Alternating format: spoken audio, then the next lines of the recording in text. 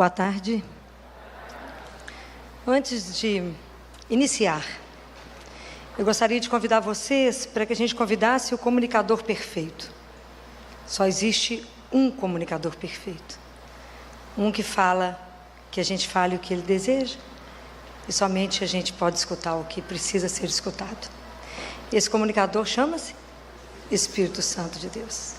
Então é a presença dele que eu gostaria de pedir a vocês que me ajudassem a invocar. Então vamos invocá-lo em nome do Pai, do Filho e do Espírito Santo. Amém. Vinde, Espírito Santo, enchei os corações dos vossos fiéis e acendei neles o fogo do vosso amor. Enviai o vosso Espírito e tudo será criado e renovareis a face da terra. Oremos.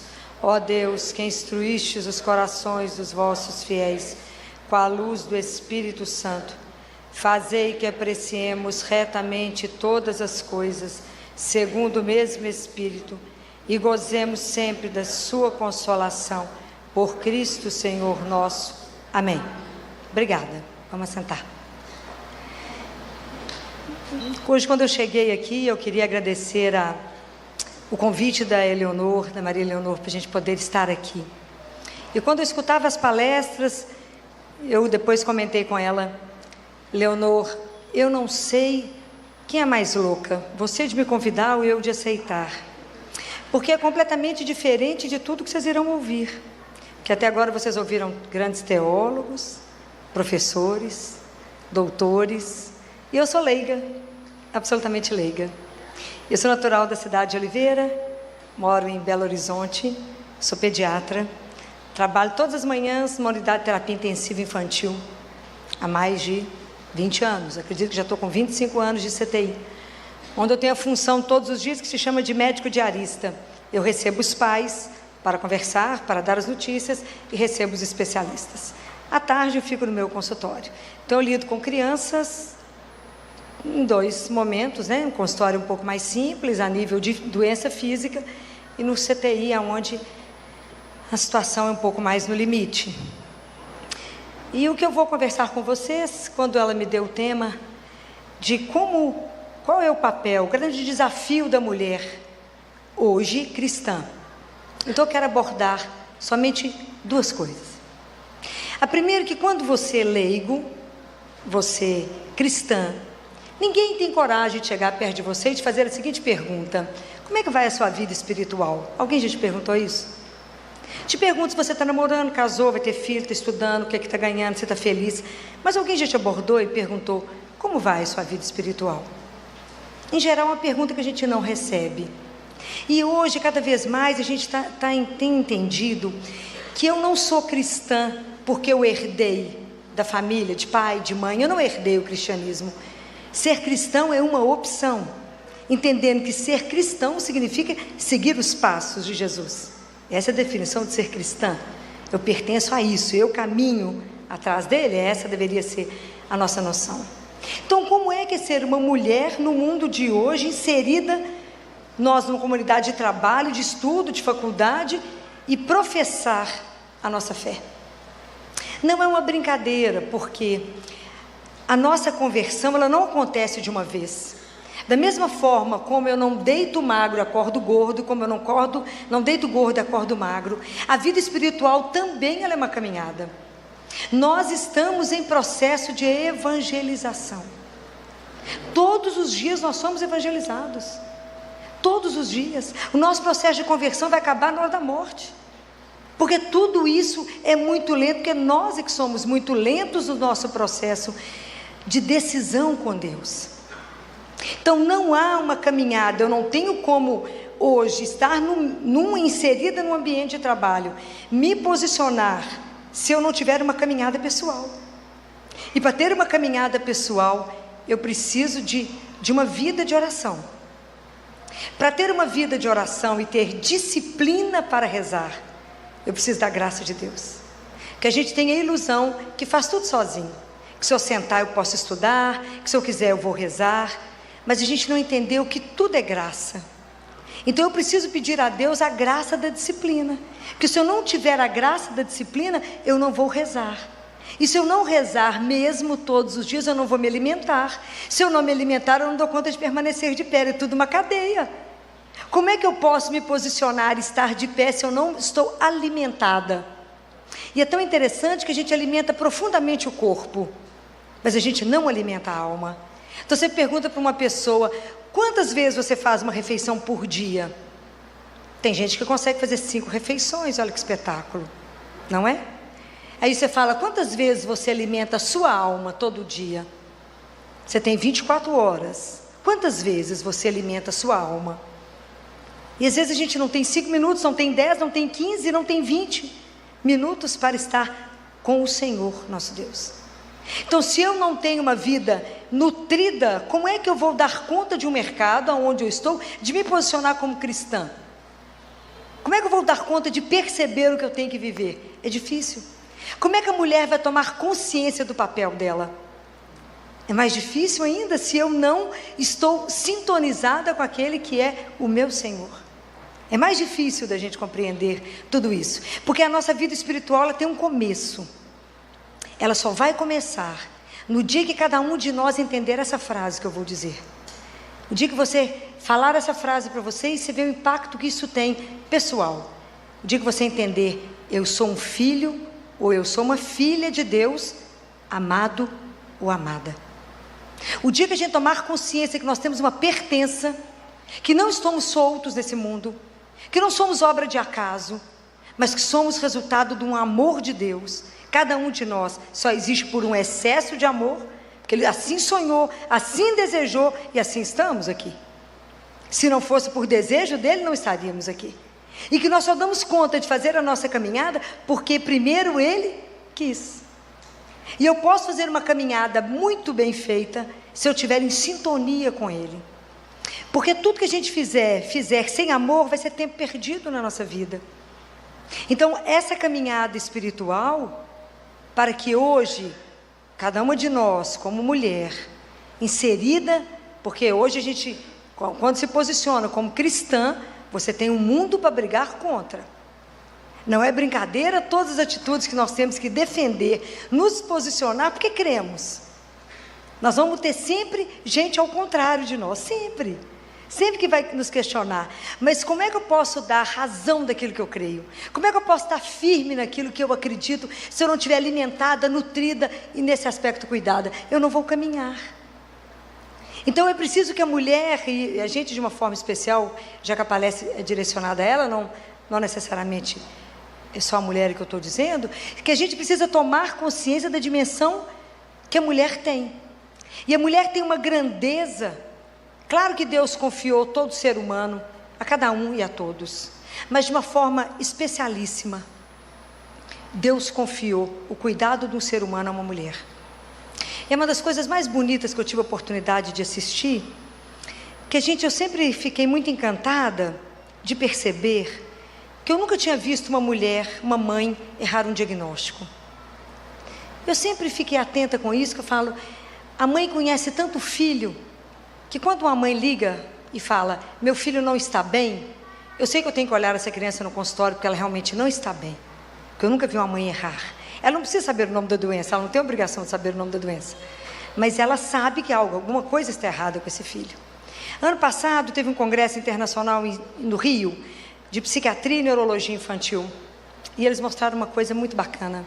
Eles mostraram que o cérebro de todas vocês que geraram ou que vão gerar, ele é transformado na área da sensibilidade, é como se ele fosse lapidado.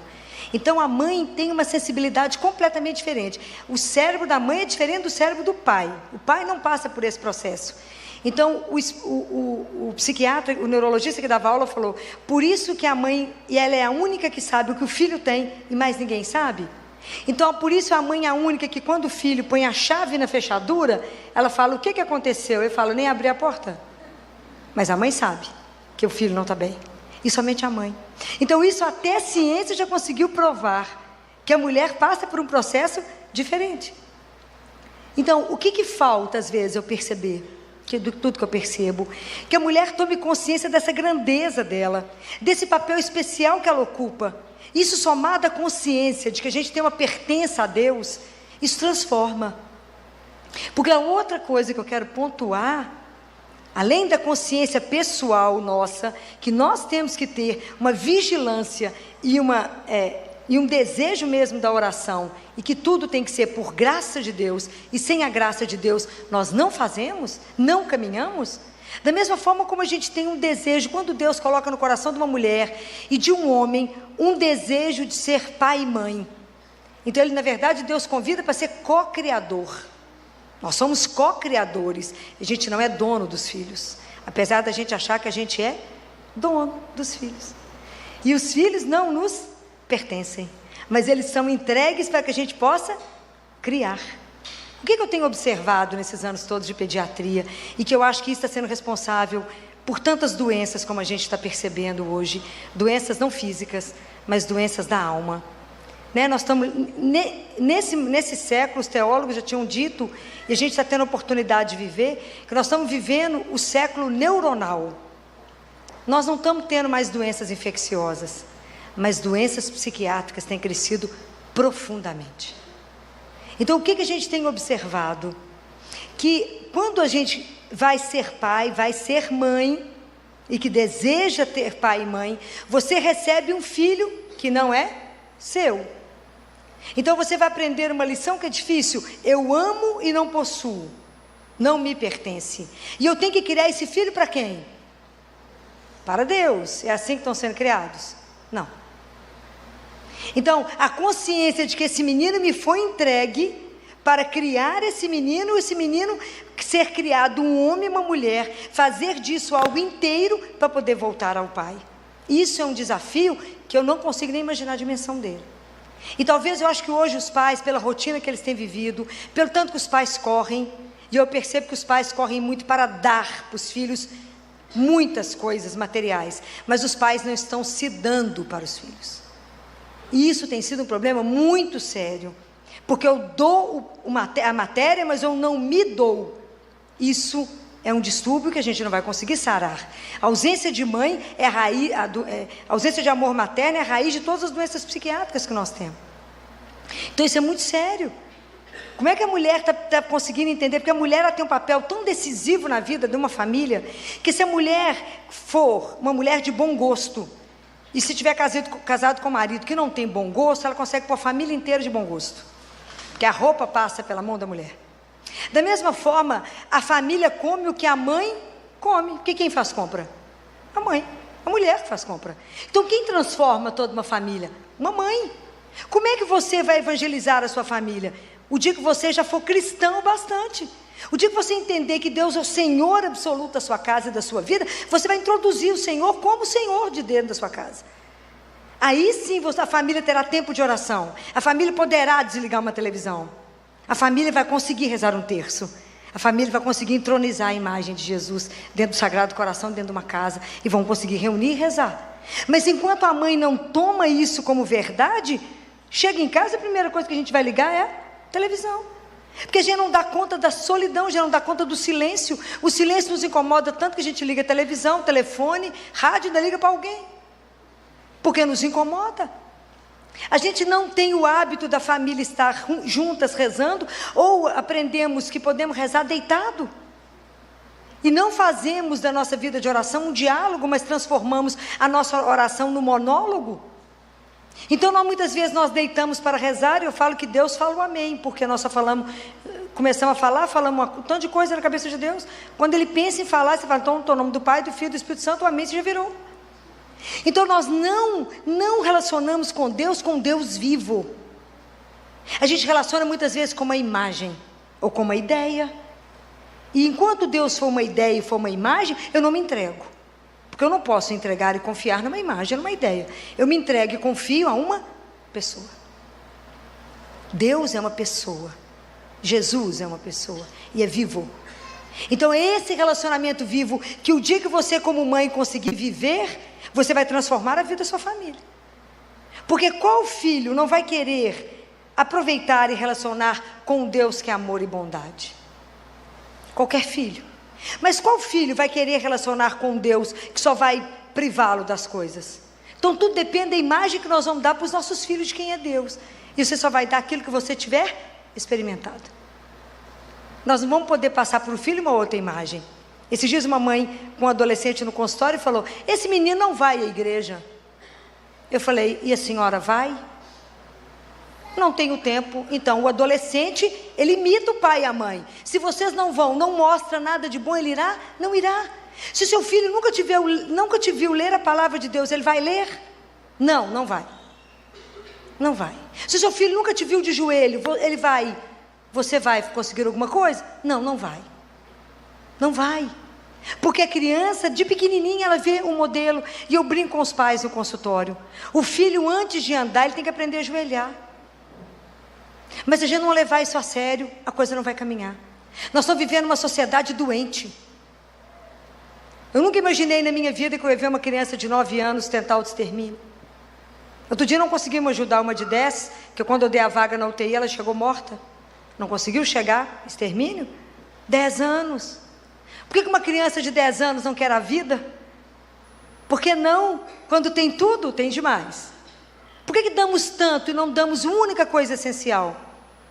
E eu falo com os pais: por que nós paramos somente no limite do corpo e não damos para o filho e damos a consciência para ele que existe uma alma?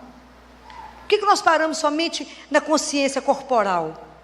E esses meninos não têm essa consciência. Então a força da mulher para poder transformar uma família e fazer de uma família dela uma família cristã, isto é real. Quando uma mulher dobra um joelho, o céu deve tremer. O poder que mãe tem de intercessão diante do filho, isso é algo que talvez vocês não tenham dimensão do poder. Então é preciso primeiro tomar a consciência. Então a primeira conversão é nossa, pessoal, para depois eu fazer com que isso seja na minha família. Porque hoje, se a família não estiver pautada nos valores cristãos, a família não dá conta do mundo que está aí, que está batendo nesses jovens. Eu não consigo segurar esses jovens. Então, quanto que eu preciso? E para criar filhos com valores cristãos, eu tenho que estar muito firme na minha caminhada, porque senão eu não dou conta. Então, percebe que para a gente poder hoje construir o que a gente deveria construir do ponto de vista cristão, ser pessoas de embate, se eu não estiver nutrida, alimentada e vivendo isso todos os dias, nós não caminhamos e a sociedade não vai caminhar e os filhos não vão caminhar. E a sensação que eu tenho dessa geração jovem, que eu chamo de geração gelatina, eles não se sustentam mais. Qualquer brisa suave derruba esses meninos, ou eles vão para o suicídio, mas eles não assumem a vida. Quando Jesus contou a parábola do homem que constrói a casa sobre a rocha e com o que não constrói, se vocês lerem com atenção, ele fala que vai ter vento, tempestade e tudo mais, nos dois tipos, na rocha e naquele que não construiu sobre a rocha. A diferença é onde você está sustentado. Então, se uma família tem uma sustentação em Deus, ela dá conta do que vier. Mas a família que não está sustentada em Deus, ela cai.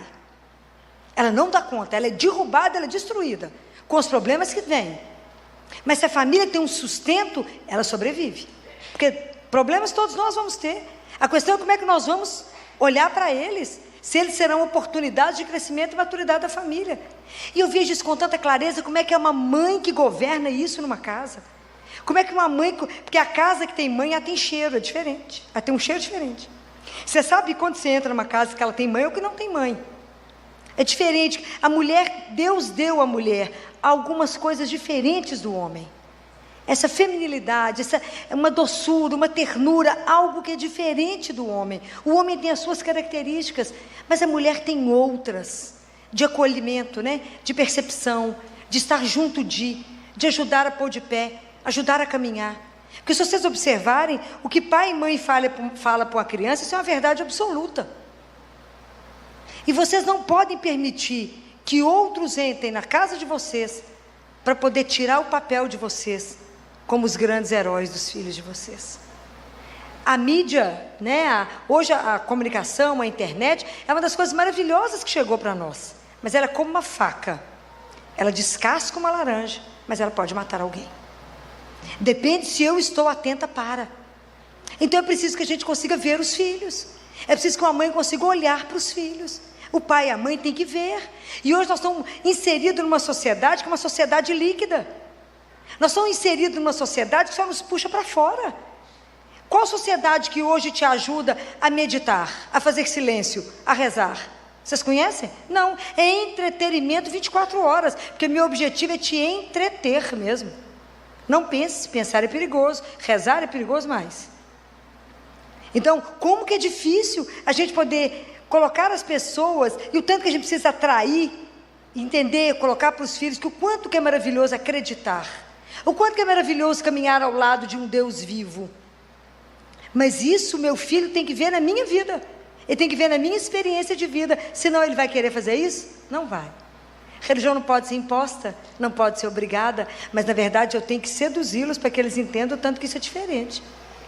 Como que eu vejo, quando eu tenho observado os jovens lá no consultório, que têm conseguido passar pela adolescência liso, sem problema. E o quanto eu tenho percebido os adolescentes com muitos problemas. Aí você para e avalia.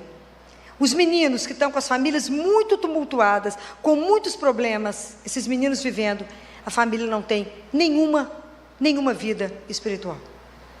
Nenhuma. Outro dia uma adolescente falava comigo: tia Filó, mas eu queria muito entender de Deus, eu queria muito experimentar, mas a mãe falou que isso é bobagem, que Deus não faz a menor diferença, que não faz falta crer, para que crer? Mas eu queria muito. Eu falei: meu bem, se eu for te levar para minha casa e te ensinar, eu e sua mãe vamos brigar demais, mas essa pode ser uma proposta. Se assim você quiser, eu posso te ensinar aquilo que sei. Mas o quanto que isso vai fazer diferença na formação desses meninos? Está fazendo dó. Talvez que vocês não tenham conhecimento, noção do que está acontecendo, mas nós nunca tivemos uma época em Belo Horizonte com tanto suicídio nos jovens. Semana passada foram 2 meninos, um de 15 anos, quando recebeu o primeiro não, pulou do 9º andar. A causa porque a família não queria deixar ele viajar com um desconhecido. Então, eu não discuto, eu pulo do 9º andar. Deixa um pai e uma mãe atordoados sem saber o que fazer. Então, o quanto eu vejo que a oração pode transformar uma família, o quanto eu vejo que o poder da oração pode reestruturar. Quando eu vejo que os adolescentes estão ficando perdidos, as crianças perdidas na mídia, que os meninos hoje nascem, e apesar da Academia Americana de Pediatria, da Sociedade Brasileira de Pediatria, dizer, não deixa a criança ver televisão até 2 anos, dificilmente uma criança antes de 1 ano não tem um iPad. Estou falando mentira? Não estou não. Ela já está batendo o dedinho assim, sabe entrar em tudo. E hoje eu posso contar nos dedos, quantos adolescentes meus, até 12 anos, não viram pornografia pesada. Então é muito cômodo para um pai, uma mãe, uma criança dentro de casa no computador ou no celular, porque ela está livre de um monte de coisa da rua. Mas nós não sabemos que mundo entrou pelas mãos dela ali dentro de casa. Então mãe é aquela que tem que estar do lado, sim, uma mãe cristã ainda muito mais.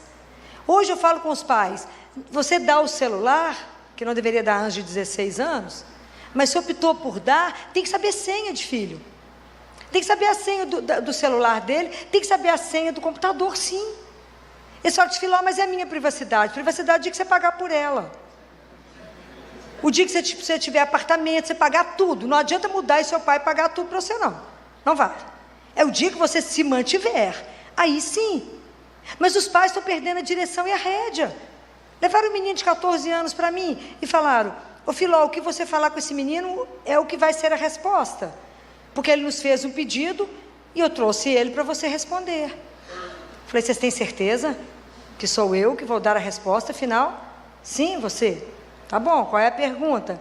Não, tio Filó, porque eu pedi para o meu pai, para minha mãe, para liberar o apartamento para me transar. Eu falei, menino, você está com uma roupa tão bonita de grife, né? Quem te deu essa roupa chique? Meu pai. Quem te deu esse iPad? Quem te deu esse iPhone? Tudo chique, esse tênis de marca, chique é. O dia que você pagar por tudo isso que você veste, que você come, que você mora, você compra seu apartamento e faz dele o que você quiser. Na casa do seu pai e de sua mãe, é sim senhor e sim senhora e respeito a eles. Assim é que a gente caminha, mas precisa de coragem para isso.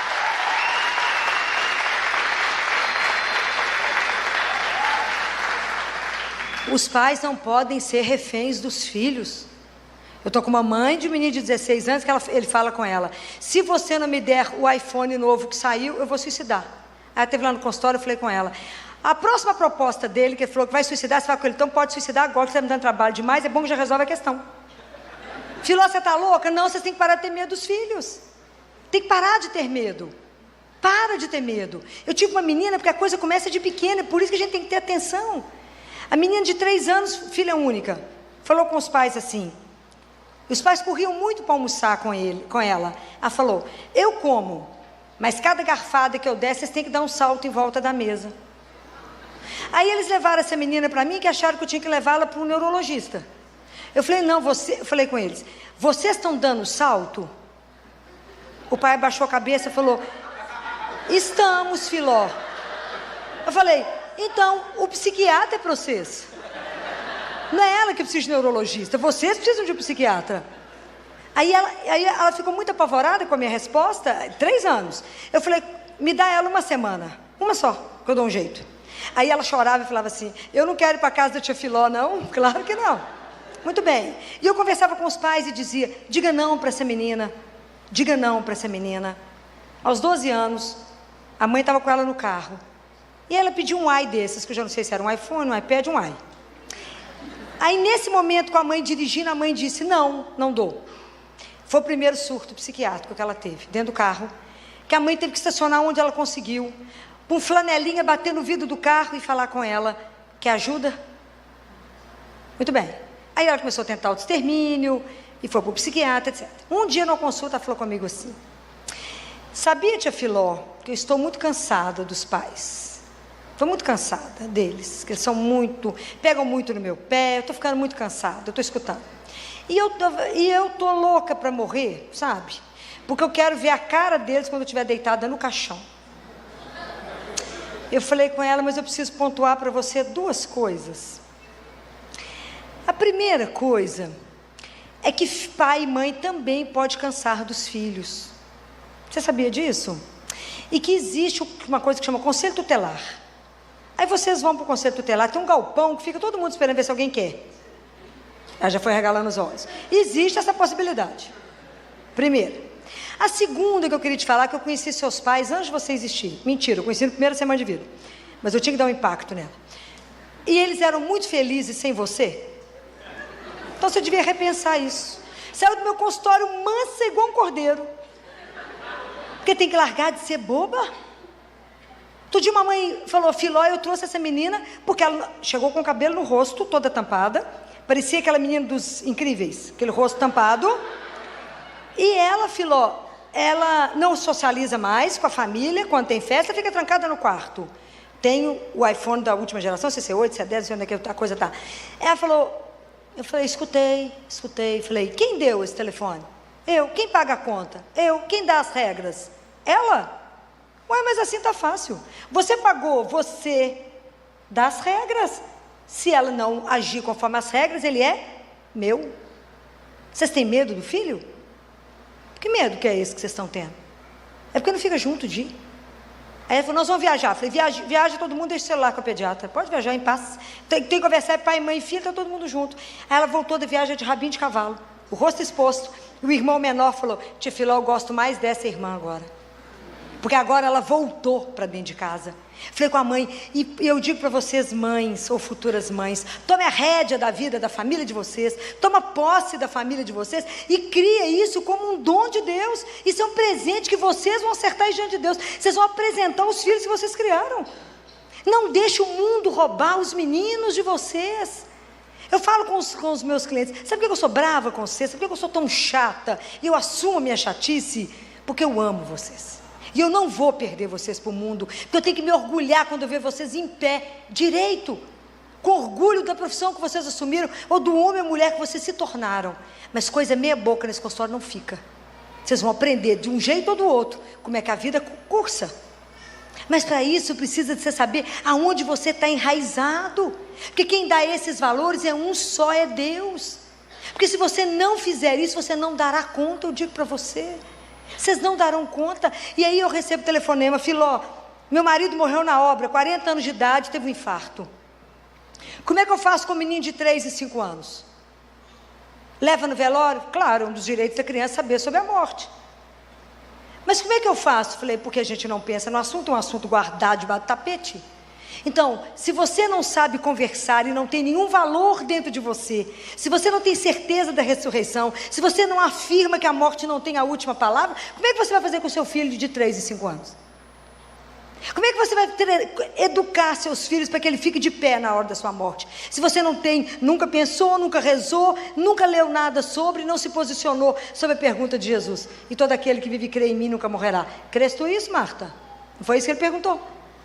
Então nós temos que ter uma vida de oração e de trabalho, mas uma coisa não pode estar separada da outra.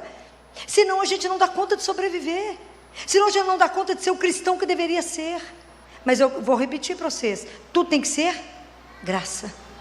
Há muitos anos, que eu estou dentro da terapia intensiva, lidar com a morte todos os dias, ela não é uma brincadeira. Lidar com o sofrimento de criança não é brincadeira. Não é brincadeira, ver dor todo dia, morte quase todo dia. Não é brincadeira. Então eu conversei com Jesus e pedi a Ele, durante uma consagração, quando o padre levou a hóstia, eu falei, Jesus, aproveitando a sua santíssima presença, eu preciso de uma graça. Eu preciso da Eucaristia diária. Eu preciso que o Senhor me dê a graça de ir, antes de ir para o hospital, receber a Eucaristia. Porque eu preciso. O Senhor não precisa de mim não, mas eu não consigo sobreviver se o Senhor não estiver do meu lado. E eu falei com ele, e tem que ser perto do hospital, porque eu não posso atrasar, eu bato ponto às 7 da manhã. Eu bato ponto. Então só tenho que me arrumar um padre super animado, eu tenho que começar o dia bem cedo. Eu preciso agora, e tem que estar no caminho da Santa Casa, poucas coisas, mas o Senhor é Deus, sabe de tudo, é fácil. E o Senhor manda um recado que eu estou esperando. E assim Ele mandou. Na segunda-feira nada, e de noite quando eu fui rezar, eu falei com ele, eu fiquei te esperando o dia inteiro, e o Senhor não falou nada até agora. Aí na terça eu tinha um grupo de oração, que ainda continuou na terça. Quando eu fechava a capela, chegou uma senhora perto de mim, que nunca mais voltou ao grupo, e falou comigo, senhora doutora Filó, a senhora sabe que tem missa no Colégio Arnaldo todo dia, 7h30 da manhã, 6h30 da manhã? Abracei ela demais, beijava ela demais. Ela falou, que é isso? Falei, não é você que eu estou beijando, não, é aquele que habita no sei, que às vezes você não sabe. É o Senhor, é Ele mesmo, que me deu a chance de passar na igreja antes de estar com Ele. Antes, primeiro eu comungo, primeiro eu posso me alimentar, para que depois eu possa sustentar uma mãe, um pai ou uma criança para morrer. Então, se eu não fizer isto antes, eu não dou conta. Porque eu convivo com, imagina, há muitos anos atrás, o meu chefe me chamou e falou, Filó, eu queria te lembrar que CTI só tem ciência. Eu falei, sim senhor. Eu esperava ele ir embora e fazia o que eu precisava. Até agora que ele já não mais me proíbe, então agora ele já aceita que eu batizo as crianças na hora da morte. Porque como é que eu vou permitir uma criança morrer pagã? Não permito. Depois eu descubro qual é a religião da família, ou se a família tem alguma religião. Um só Deus, um só batismo, não é assim? Não está escrito? Então não importa. Então batizo todos, então agora já tem água benta no CTI. E é tão bonitinho que isso é uma semente que vai sendo colocada, porque um dia eu estava no consultório trabalhando, uma residente me ligou, Filó, nós estamos atendendo uma parada. Eu falei, por que você está no telefone? Não, Filó, porque tem um tanto de gente, mas eu estou te ligando para você me ensinar como é que batiza. Eu falei, que espetáculo, então vocês já aprenderam, que tem que batizar, essa é a coisa mais importante, se o menino voltar, Deus é que sabe, mas batiza. Poder ver os sacramentos atuar, poder mostrar para as pessoas e dizer, isso é real, a gente lida com um Deus que é vivo, e se a gente luta pela vida, o trabalho é pesado, porque quando você entra, e eu creio, que lá dentro do hospital a gente está lutando pela vida, por isso eu creio num Deus que é vivo, e que luta junto conosco pela vida, por isso a gente não luta contra homens, por isso se eu não me alimentar, eu não dou conta, e tudo é graça que eu estou dizendo para vocês, eu não comungo todo dia porque eu sou bonitinha, porque eu ajoelhei e pedi, porque eu digo para vocês, o joelho vai te levar onde seus pés nunca irão, mas o joelho vai te levar. Então quando eu pedi para Nossa Senhora, me dá graça, porque eu rezava um rosário sozinha por dia, 1h30 de joelho, e a vida vai nos apertando, às vezes eu trabalho 12, 13, 14 horas no dia, eu falei com ela, eu preciso de conseguir rezar o terço todo dia, eu preciso de 1 hora, 4h30 da manhã eu estou de pé, acendo minhas velas, meu marido que eu vou pôr fogo na casa qualquer dia, mas rezo o meu terço, é fácil? Não, é a graça da disciplina que eu pedi, e aí eu preciso, mas também sou casada, então eu não posso só viver disso, tem que antes sair de casa, deixar a casa, comida do marido pronto, café arrumado, pão de queijo assado, pão assado, tudo pronto, a mesa posta, porque eu vou rezar, eu tenho que sair mais cedo porque eu preciso da missa. E eu vou para o CTI, aí só Deus sabe, volto para o almoço. Mas já aprendi que entre sair do CTI, chegar em casa e começar o consultório, eu tenho que ajoelhar, eu tenho que rezar, eu tenho que renovar minha força no único que renova. Porque eu preciso de sabedoria para de tarde, porque tudo é diferente. E só Ele é Deus, só Ele é o Senhor, só Ele pode me usar, só Ele pode fazer de mim o que Ele quiser, mas somente Ele. Mas eu preciso de me abrir a graça, senão ela não acontece. Então eu pedi a Ele, me dá a graça. Eu preciso da sua presença, eu preciso que o Senhor coloque seus anjos lá, eu preciso que o Senhor me ajude a falar com uma mãe, e ela me entender, e ela falar e eu entender, porque minha missão é aliviar a dor e o sofrimento, é essa a missão que o Senhor me deu. Então me ajuda a fazer isso, me ajuda a olhar e enxergar o que eu preciso enxergar. Falei com ele, igual está escrito lá em Apocalipse capítulo 3, existe um colírio que a gente precisa dele, esse colírio é o próprio Jesus. A gente precisa desse colírio para pingar nos nossos olhos, para ver as coisas de Deus, no dia a dia, porque senão a rotina te engole, e você esquece até que você é cristã, porque o dia inteiro você está entre o mundo e Deus, o dia inteiro o mundo está te puxando, o dia inteiro. Então se você não tiver disciplina, você é engolido pelo mundo, e ninguém sabe nem se você acredita em nada, se você não se pontuar muito. E a gente tem que pedir nas graças. Já pediram a graça da confissão? Tem que pedir, para que você confesse pelo menos uma vez por mês. Mas se a gente não pedir a graça, a gente confessa uma vez por ano e olha lá, fala, tá bom, confessei uma vez por ano. Mas ou nós decidimos por Deus de verdade, e fazemos uma caminhada de verdade com Deus, sem brincadeira, ou nós nem nos posicionamos, nem como família, nem individualmente como mulher na sociedade. A mulher tem uma força de transformação impressionante. A mulher é capaz de levantar uma família inteira, mas a mulher, se ela cai numa casa, cai a casa inteira. As casadas aqui vão entender o que eu falar. Se você reclamar que está com dor de cabeça, a casa inteira adoece. Só uma dor de cabeça. E a mulher, depois que casa e tem filho, o direito dela de chorar é só enquanto toma banho. Porque se ela chorar, a casa inteira chora. Fala, mãe, se eu reclamar de dor de cabeça, vai falar assim, mas já melhorou? Fala, mas não acabei nem de engolir, ainda está no esôfago. Como é que já melhorou? Então tem que tomar escondido para ninguém perceber. Porque a mulher, é impressionante o que ela é capaz de fazer. Quantos casos que uma mulher ergueu uma família pela força? Então o quanto que a gente precisa recuperar isso, mas eu compreendo que tudo isso, a gente vive se tivermos a graça de Deus, somente isso. E aí eu queria dividir com vocês uma coisa, que é uma experiência forte demais, que é Maria. Nós precisamos de aprender tanta coisa com a Nossa Senhora, e uma delas é a graça de estar centrada em Deus.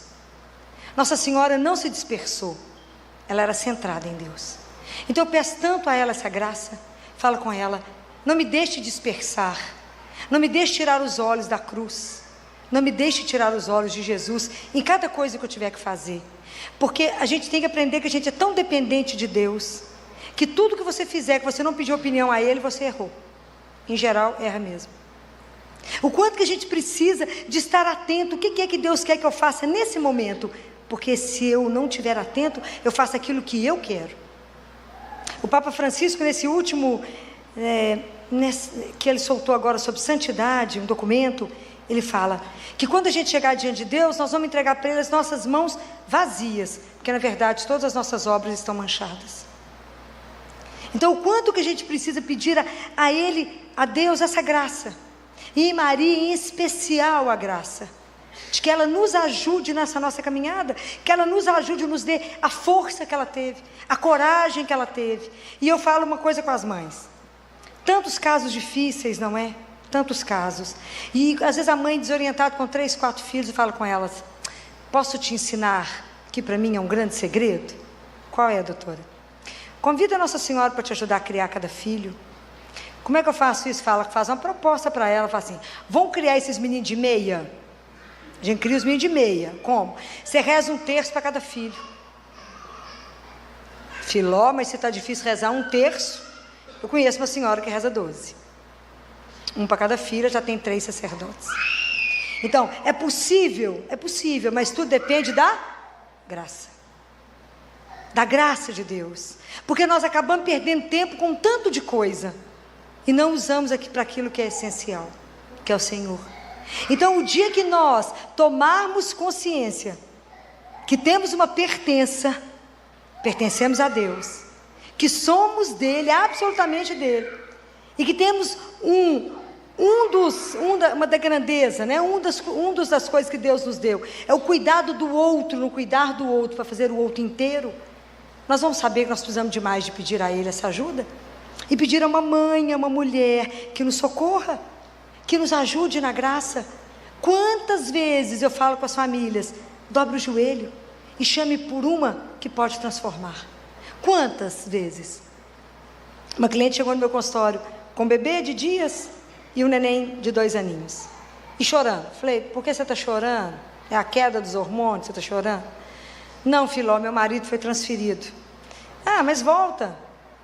Ah, Filó, é multinacional, e eles falaram que só daqui a 2 anos para ter a transferência. Eu disse, mas isso é para os homens, nós temos Deus. E as pessoas acham que a gente é louco, né? É Deus, a gente tem Deus. Ela falou, mas para ele voltar para cá, alguém tem que ser demitido. Falei, meu bem, Deus é pai de todos, Ele conhece todos. Então Ele nunca vai amar um filho em detrimento do outro. O amor de Deus é universal, mas ele é pessoal. Deus nos ama pessoalmente. Então Ele não vai prejudicar um filho em função do outro. Então nós vamos pedir a intercessão de uma pessoa, de uma mulher poderosa, é Maria. Então reze o terço, todo dia, entregue isso para ela, fala com ela, nós somos uma família, estamos separados, nos ajude a estar juntos. E aí na semana seguinte ela voltou com a mãe dela e as crianças, e chorando, falava, mas você não parou de chorar ainda? Você não confiou no que eu estou te dizendo? Não, mas eu estou rezando. Então já é um sinal, já está rezando, já está bom. Deus vai secando essas lágrimas, não é? E aí na outra semana, quando ela voltou, porque no primeiro mês eu acompanho por semana, quando ela voltou na outra semana, eu disse a ela, o marido estava junto, falei, conseguiu folga, né? Porque está aqui hoje. E falou, doutora Filó, a senhora não sabe o que aconteceu. Eu falei, me conta, que eu amo essas histórias, né? Porque a gente não fica contando, né? A gente fica vendo, podemos entregar um problema para Deus, saber que vai ter uma solução.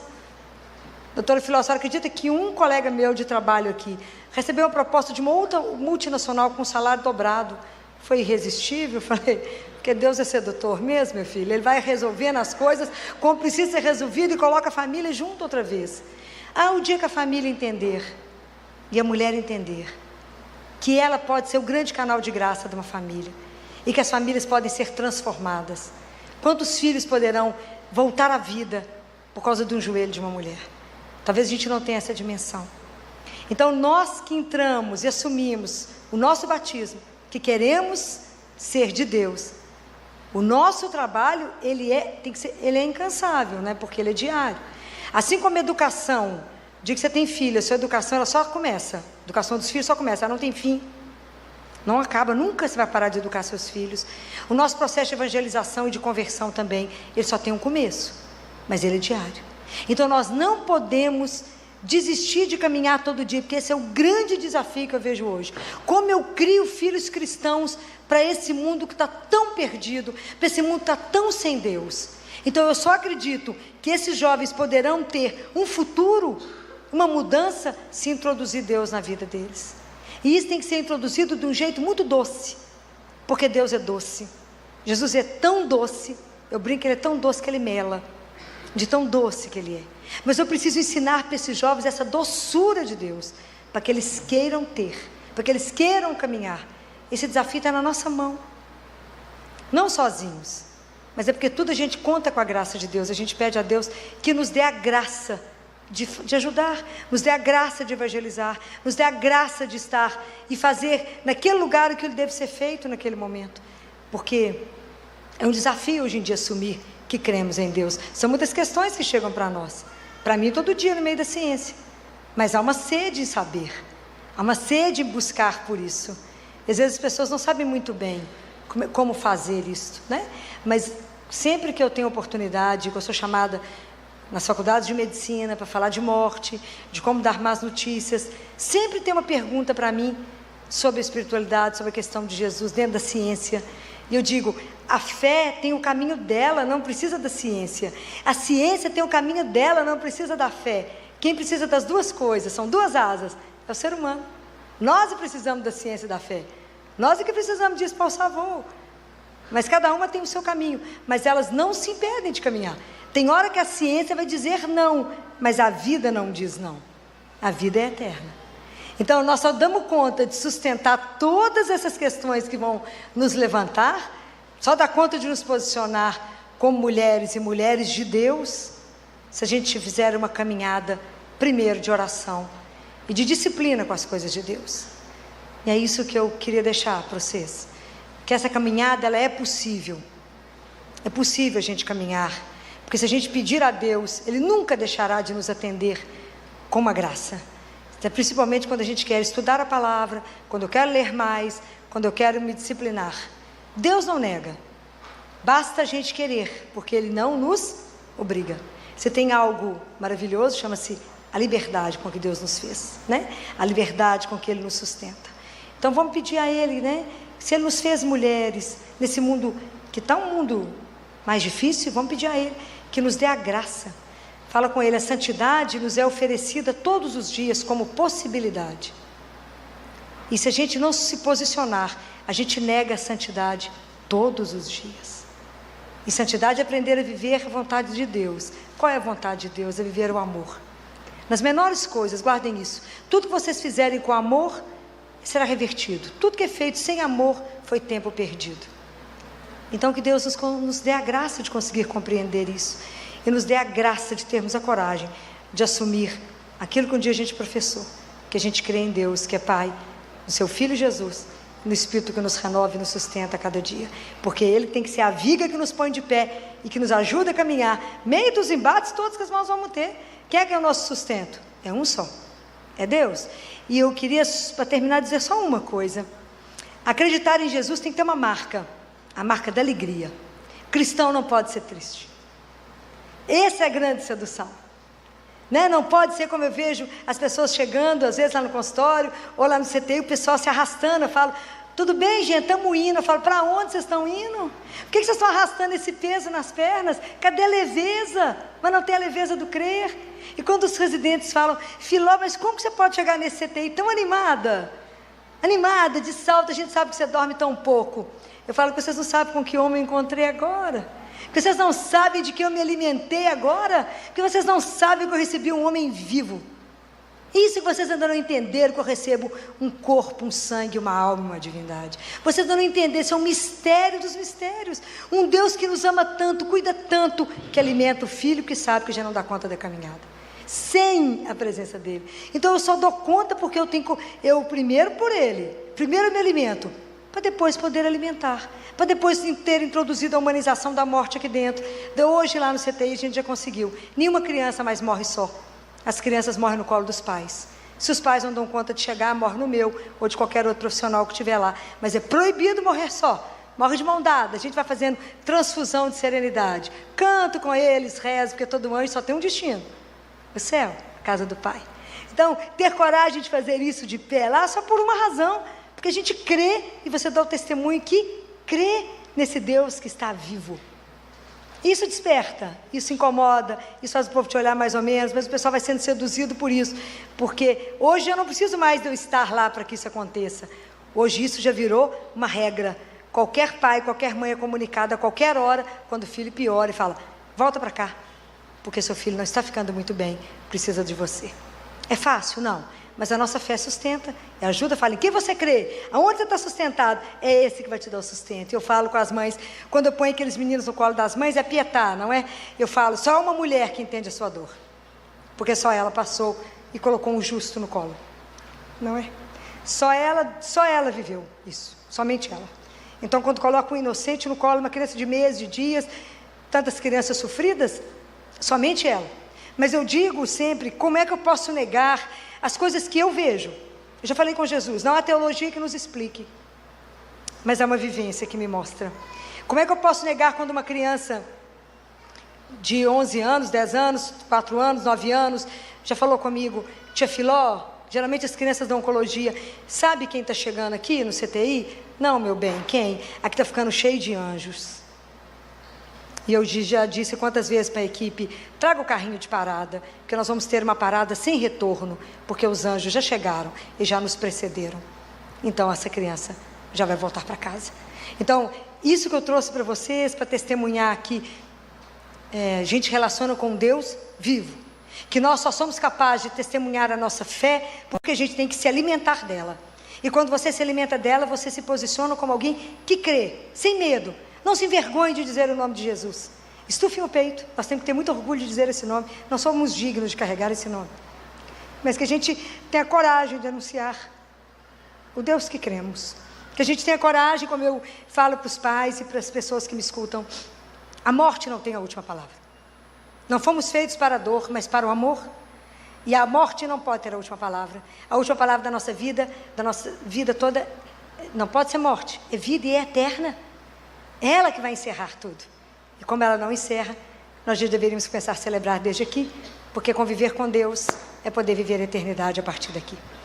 Então, que Deus possa abençoar a caminhada de cada uma dessas mulheres que aqui estão, preparar o coração daquelas que serão mães, das que já são mães. Dê vocês coragem de se posicionar nesse mundo tão ateu, mas que vocês sejam sempre aquela luz que vai incomodar muitos. Mas é assim mesmo que a gente começa. Deus vai juntando o povo dele, não juntou a gente aqui nesse fim de semana? Ele vai juntando os filhos dele, para que a gente ainda forme um grande exército, para que quem vá à frente nos conduza até a casa do Pai, seja o nosso grande São Miguel. Então, eu agradeço a oportunidade de estar aqui e agradeço a delicadeza de terem me ouvido. Muito obrigada.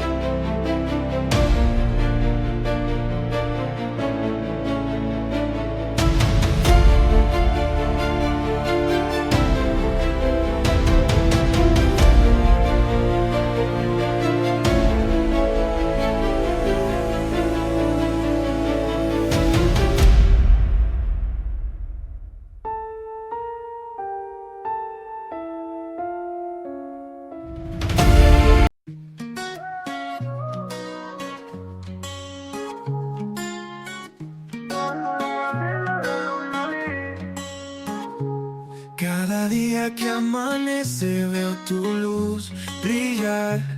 En mi corazón florece un deseo de paz sin cesar. Tu sonrisa es mi guía en la tormenta y la calma.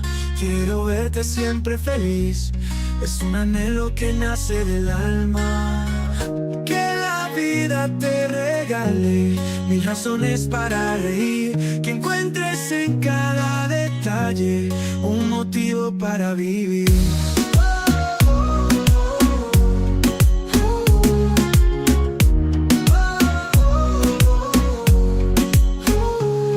En los días grises y oscuros quiero ser tu rayo de sol, que ilumina todos tus muros.